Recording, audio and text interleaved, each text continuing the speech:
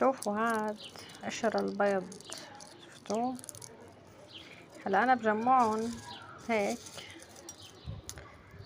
البيض المسلوق طبعا، وبحطهم بالشمس او بالفرن يعني، بس بما انه الشمس قوية هلا بنحطهم بالشمس ونخليهم لحتى يكونوا يابسين هيك تماما.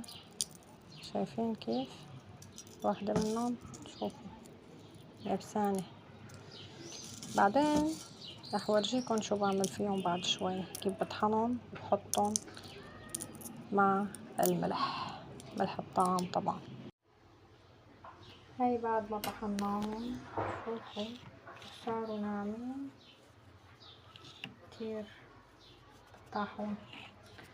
طبعا بدنا نجيب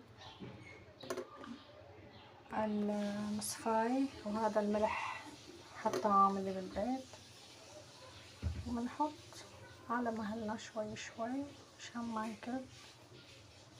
شايفين كيف؟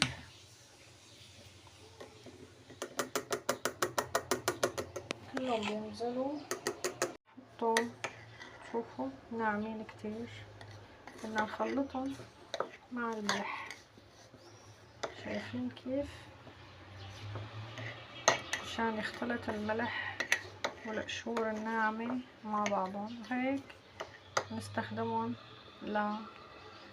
للطعام أو لأي شي بدنا ناكله مع الملح. هاي خلطاتي حبيت أعرفكن عليها.